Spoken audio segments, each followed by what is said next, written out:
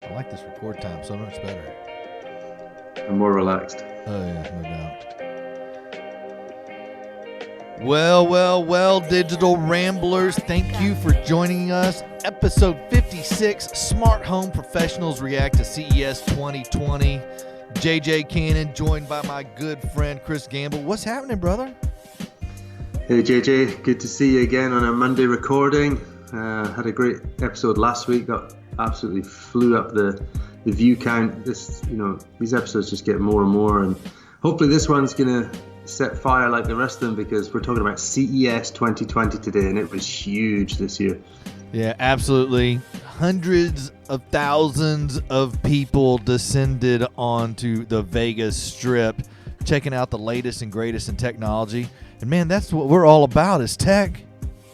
I know. I really wish I was there this year. I'd love to attend a CES and behind the scenes where there's discussions. I think we need to be there next year, JJ. It's too big to miss out now. I think you're about right about that, Gamble. Hey, I'm JJ Cannon, for those that don't know, CEO of Digital Delight right here in Houston, Texas. Our focus is to create incredible experiences for homeowners by using technology. And I'm Chris Gamble over in the UK, and I'm the other smart home professional that's going to react to this CES coverage that we've just gone through. And I run a business in the UK called Customized. We're a smart home install business, looking after our clients, choosing the right tech, getting it set up for them, and making sure it works for a very long time. You know, friends, if y'all want to reach out and contact Digital Ramble, please hit us up in the email, digitalrambleshow@gmail.com. You can check out all of our previous episodes on YouTube. Just jump over to YouTube, hit that subscribe button, check out Digital Ramble Show. If you just hit that there in the search engine, we're just going to pop right up. But please subscribe, share with your friends. We're trying to build up that platform. Like Gamble was saying, in Facebook, we're just exploding thousands of views right out the gate. So thank you so much for that. Also, you can find us on 11 podcast streaming services. Gamble, is that right? Yeah, plus Acast, which is popular here in the UK. We've now got our podcast listed on there, so you can search for the Digital Ramble on Acast. Yeah, absolutely. And if you want to find all of our content in one location, check out the digitalrambleshow.com. All right, Gamble, you ready to get into this episode? We've got a lot to fit in, so let's go.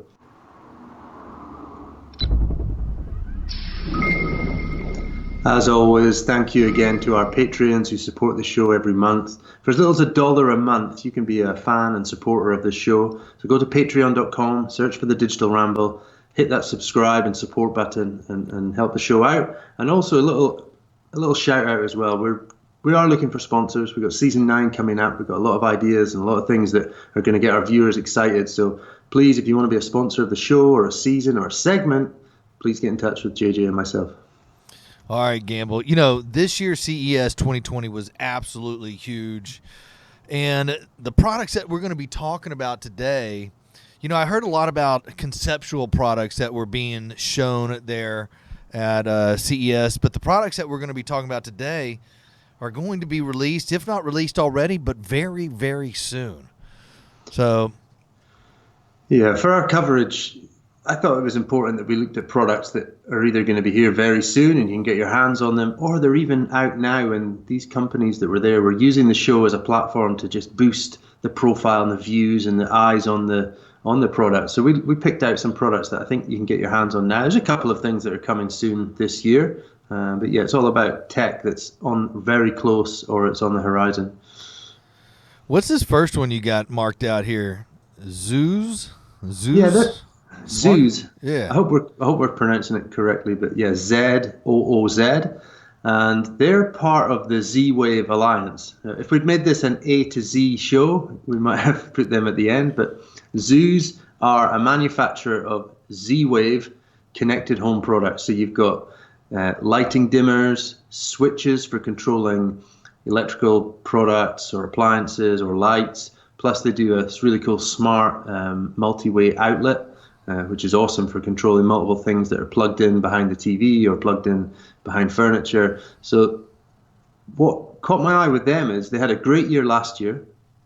this year they've added some products which I think are needed at a price point that's very, very popular. This kind of in and around the $50, £50 price point. I think there's a lot of value in there that you can do a lot of automation of your home for very little money and do a lot of practical stuff with these things. If you're switching power on and off, saving energy, but also then fun stuff like automating your lights and dimming lights and color changing. They launched at a show an RGBW, red, green, blue, white dimmer, 4-channel dimmer, which I thought was really cool. It works with LED strip lighting. So just a price-friendly smart home range of products.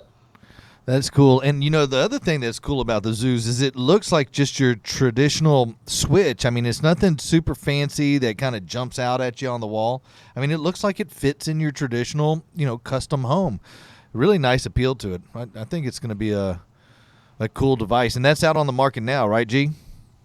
Yeah, their products have been out for a while, and they're growing in popularity. They're really starting to gather pace. Has been one of the go-to Z-Wave product manufacturers. So yes, go check them out. Zoos.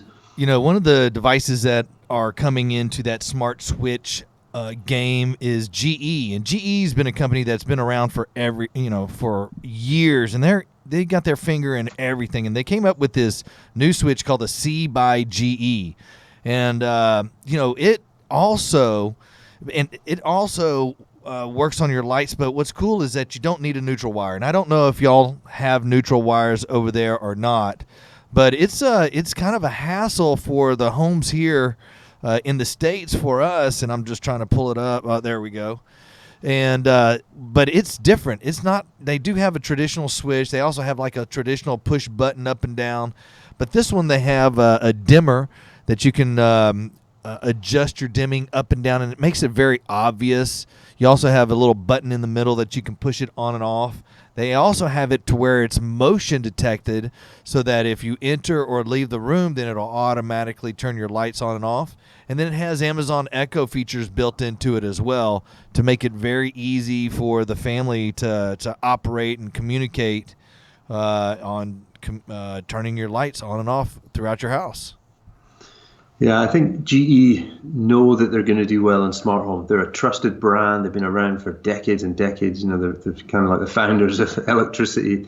But what they've also done, which is good, and I think others should follow, is they've not changed things too much. They've not made it too space age. It's still a light switch. It should still be intuitive and simple to use for any person in the home at any age and ability. So keeping it simple, but also giving it that smart features and building in voice assistance, and I think is a clever move.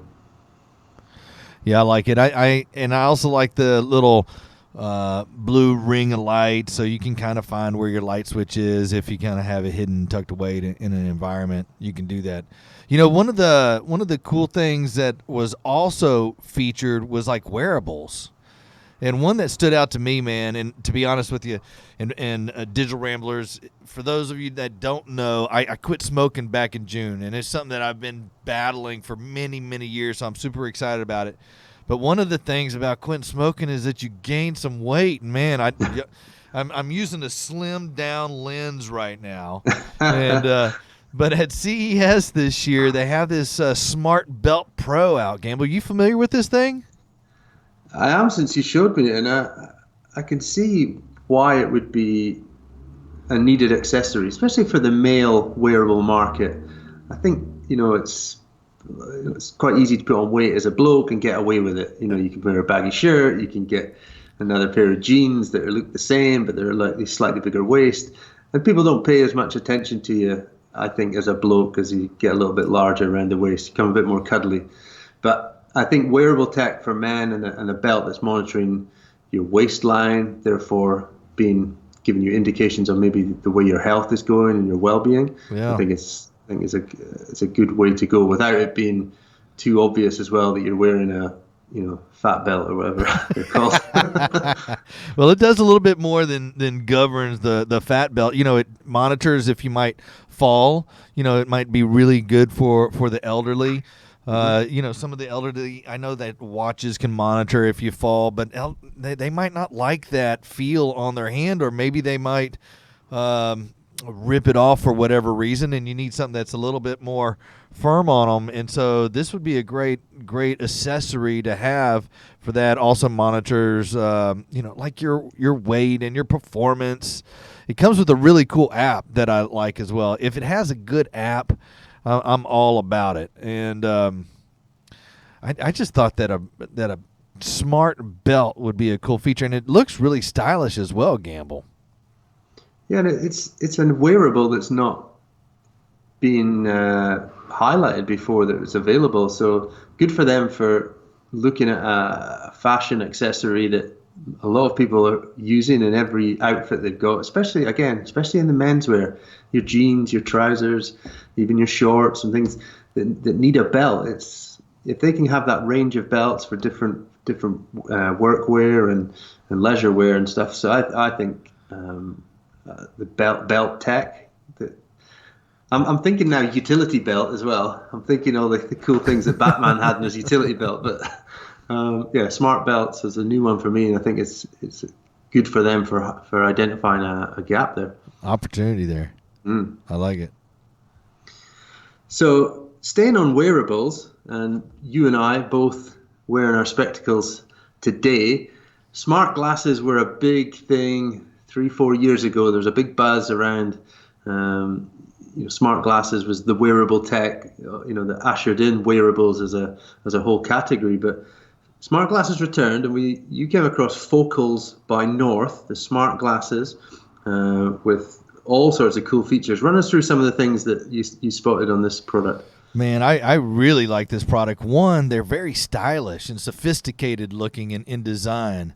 It doesn't look like they're heavy to where you're walking head first, trying to carry this heavy weighted device on your face. It has a little projector on the right hand side of the arm of your glasses that projects onto the glass itself, and it allows you to monitor your text messages, incoming calls, weather, directions, as well as a variety of different apps that you can put on there, like Spotify or your Slack. I know you're big into Slack, or your WhatsApp. It also does voice control, Gamble, and so you can pull up items very easily through voice.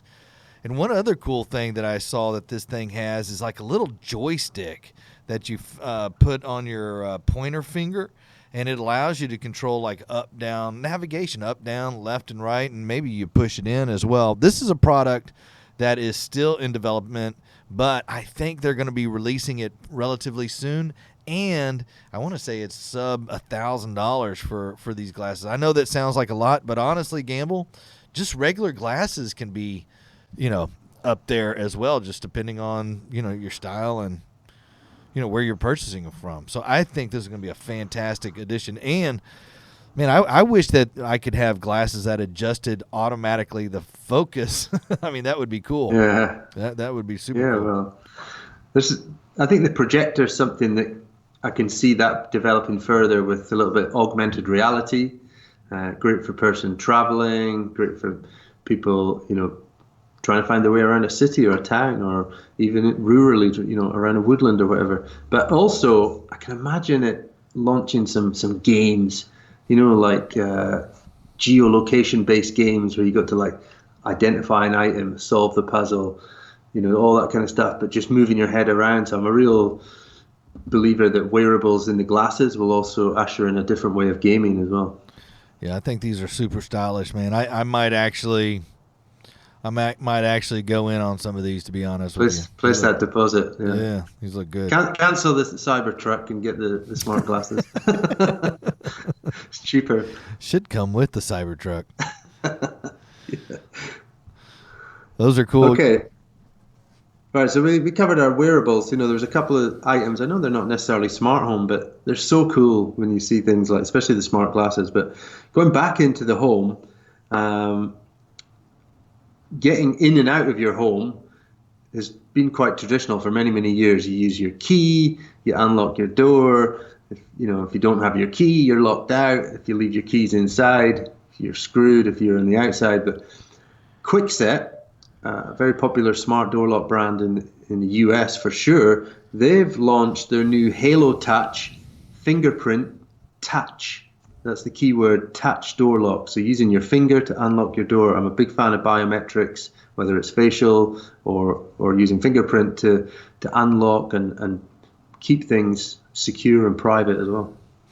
Yeah, Gamble, this last couple of years, I've really started using my thumbprint as access just to unlock my phone or for accessing a variety of different accounts through my mobile device. And I feel relatively comfortable putting something like this on my front door, and as well as assigning, my kiddos or my wife. I think it'd be something very easy to adapt to, but also providing you with that sense of security. And it looks pretty stylish. They have a couple of different styles available for the homeowner. They got that square contemporary style, or more of that traditional kind of curvy, wavy style to it. And it's very low footprint.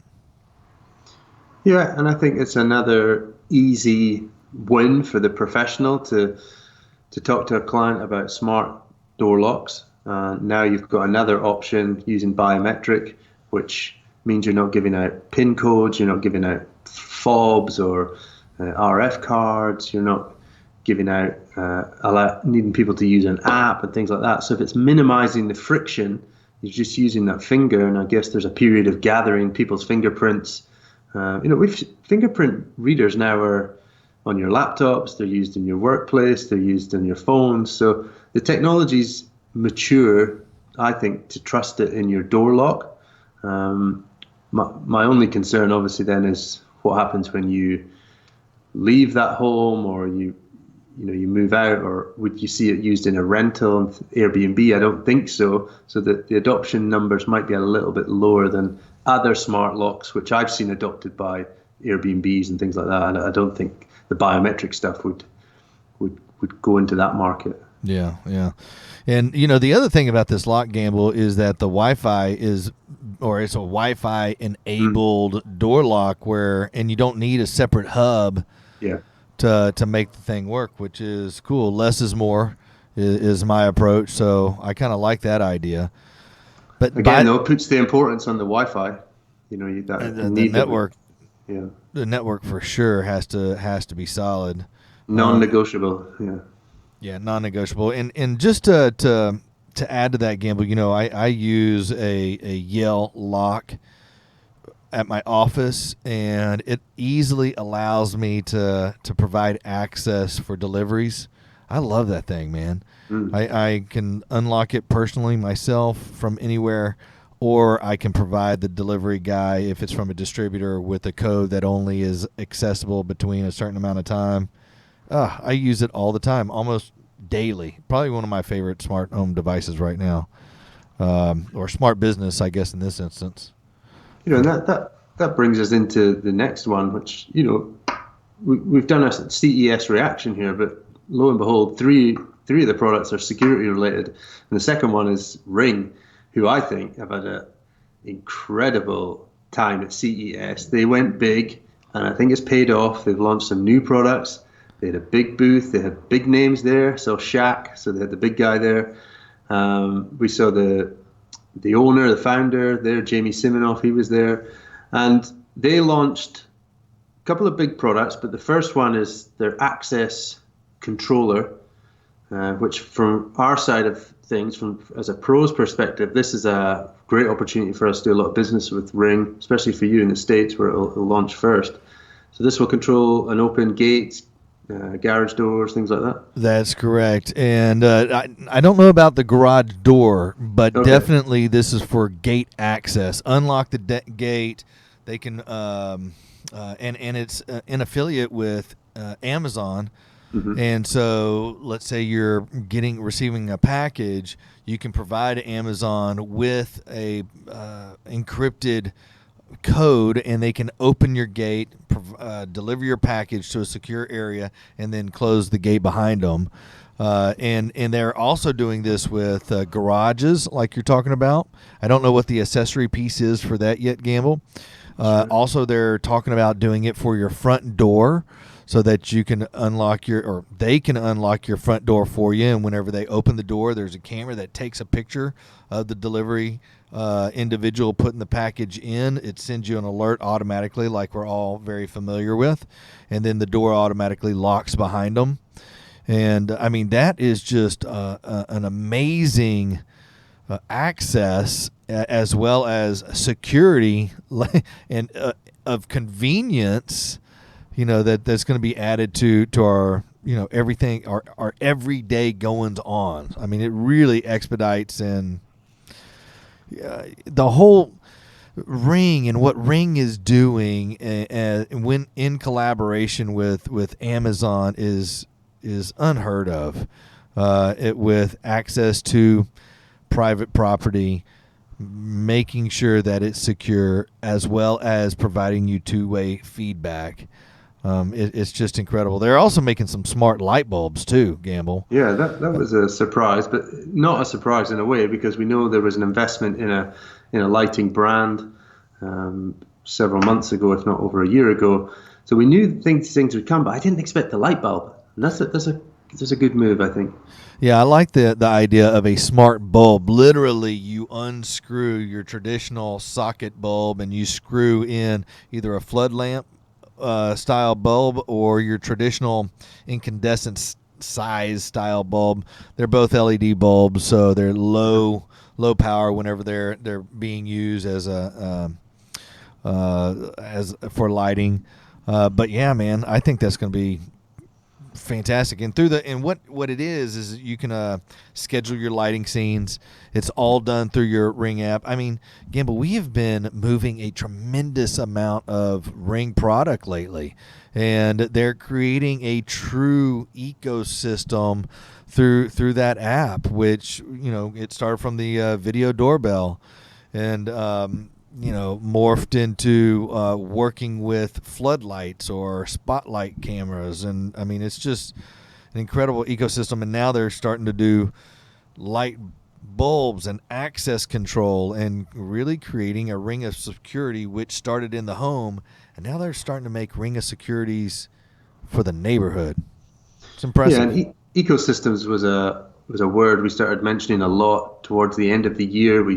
We saw the maturity of so many single brand or close-knit brands working together to create this ecosystem that's price-friendly, that's available, easier to install, quicker to install for the pro, but also has a DIY angle for easy expansion from the homeowner or easy programming and configuration by the homeowner. So ecosystems, I think we'll talk a lot more about that in 2020. But Ring is up there with their link with Amazon and their partnerships and other close-knit products within their family. They're really putting together a solid offering for smart home, for any home. There was a lot of lighting products, control lighting products, and one of our favorites that we discuss on occasion is Brilliant. And Brilliant started out as a light switch, but a simple device that allows you also to bring all of these IoT devices into a simple to use platform with a very elegant touch screen that works in conjunction or in place of a light switch. It has Amazon Echo Voice built into it. But something that they heard a lot from the general public is that we don't necessarily need a screen in every single room. And so they've answered that call. They listened, to the homeowners and to the consumers, and answered that call with this super cool, elegant light switch. Well, it's a simple addition in the grand scheme of things. It's probably one of the simplest products that they've got out there, but it's the one. It was a gap, and they filled it. And I think their customer base will thank them for that. I think it will be a good entry point for people going into connected lighting and smart lighting, that it's probably going to sit at a price point that's going to be friendly. It's going to entice you into adding further ones with touch screens in, entrance hallway, entrance to the kitchen, entrance to the lounge, one in the master bedroom, and then all your other light switches don't need to have a touch screen, so it makes it price friendly as well. But they've also filled another gap, and it's a gap which I think lots of lighting companies should be filling, and that's a smart plug. Not just for lighting, but for controlling all sorts of things. Turning off power to not just a light, but it could be power to audiovisual equipment. It could be power to kids' toys and stuff that they've maybe left powered on. So that's a smart move as well, to add these simple products, but it rounds out the ecosystem, fills in the gaps, gives it a strong footing going into 2020. Yeah, I like it. And both those products, Gamble, are relatively affordable. Sure. Definitely that light dimmer. It's like, what did I see? It was like $69. Yeah. I mean, it packs a wallop. Let me verify that. It packs a wallop of control. Super elegant. I like the voice control. It has a little light in it. $69.99, man. I think I might move quite a bit of those. And then that smart plug, $29.99 US. Wow. Excellent. I love that. And yeah, floor lamps, fans, coffee makers, anything that plugs in that you might want to control. And it's for us, it's a 3-plug. So you got so you got a ground on there, so you can plug some heavy duty items into this outlet. Okay, so we've only got a couple left before we get into the cannon fire this week, but one device, just finishing on security, before we go into what I think is the star of the show. We saw it at the start of the show, but Arlo, well known for their battery-powered cameras, long battery life, good performance, mount your cameras anywhere. They've launched, and again, listen to their customer base, they've launched a floodlight security camera with the built-in camera, LED floodlight, high brightness, but still battery-powered. Kept the wire free. We're looking at a floodlight camera here with a HD camera lasting 6 months on a single charge. That's pretty impressive if it does it, Gamble. I'll be honest with you. The style of it looks pretty cool, but I've had clients call and say, it's dangerous crawling up there and trying to swap out those batteries every so often. They don't quite last as long as they're supposed to last. But I didn't say that. But it's a cool looking device. We'll see. We'll see what the market says on it. Battery life is always improved with better Wi-Fi. Any of these wireless devices make them last as long as you would hope they'd last by improving the Wi-Fi. It's normally their need to keep connecting to the network just drains that battery. And also sucks that battery. Don't keep viewing them all the time. View them when you need to. If it's battery powered, it's going to use a lot of battery to view them on demand or leave them open on your phone like a screensaver. Don't do that. You drain the battery. Just use them sparingly. All right, star of the show. And whenever I came across this item as well, Gamble, I really was like, wow, this is cool. And there was a lot of these at CES this year, but this one for some reason, I don't know, it just stuck with me, and that's that Samsung Bailey. Wally, yeah. Yeah, Wally. The Bailey. Like Wally, I guess. Okay, Bailey. It's a personal assistant. Yeah, very personal. It's a learning assistant powered by artificial intelligence. This thing is going to react. It's a proactive assistant. It's what I think is going to, again, bring us another step forward in the home having an assistant. This is one that's proactively doing things, turning off lights, adjusting climate, making suggestions to you around health, wellness, fitness, things based on time of day, your calendar, your schedules, the comings and goings. This thing is just soaking up all that and then making decisions and changing those decisions regularly. And it's super cool as well. Cool little ball. It's very like R2-D2, BB-8, kind of Star Wars-y like. I really think it's of the moment in terms of design. It's got a high-res camera built in, motion sensors, just your kids are going to fall in love with it. You'll love having it in your home. I think it's going to be a must-have accessory. And I can see it being copied. I can see Google, I can see Apple and Amazon. Because it's brought out by Samsung, one of the big GAFA brands, I can see it being repeated by other brands in the same way that they copied each other with voice assistants. In this video that we're watching, it's interacting with the family dog.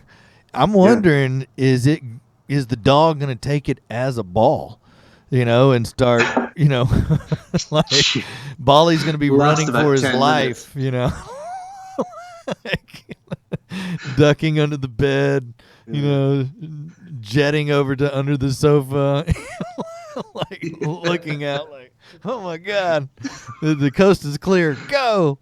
We need to vacuum this place Forgot before. to turn the lights on. I was getting chased by the dog, It looks like a super cool product, and if it does what the story and the video shows that it does, I think it's going to be a very widely accepted device, more than these more human styled looking assistants. I don't know, the human style ones just kind of, they don't, I don't know, they're just I'd rather have a Bolly following me around rather than having something with, like, they're trying to make a humanoid looking type of assistant.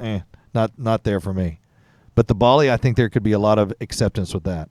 So the coverage of Bolly, there's lots of videos on social media and Samsung's website. Go and check out that, because it's a cool one to watch. It really gives you a glimpse of the future of what some of the big tech brands are putting their development money into. So for me, that was the standout kind of next future tech from CES 2020.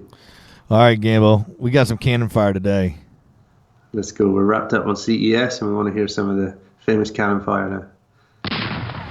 All right, friends, getting into some cannon fire today. After a full week of being plugged in, I want to encourage you to unplug.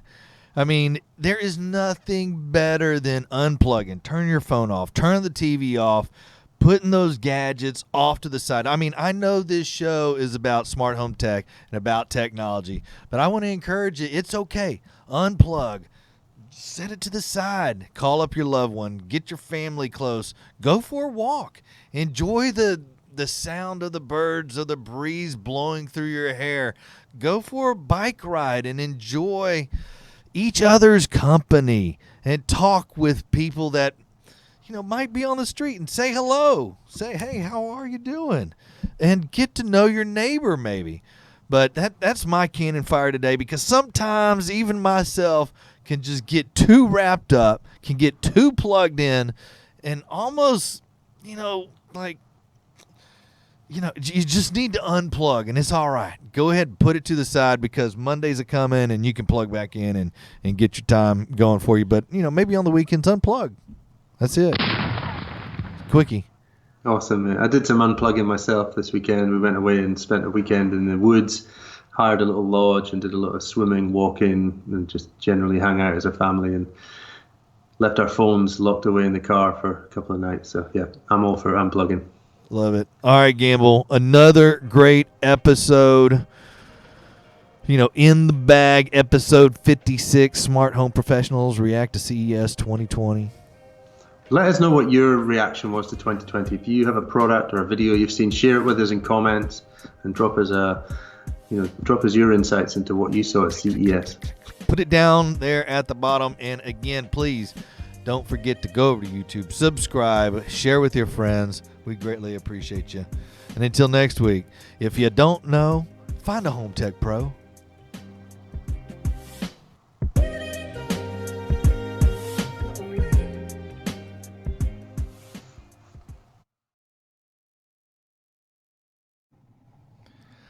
Every month, the Digital Ramble will receive a regular source of income from supporters who've pledged through Patreon.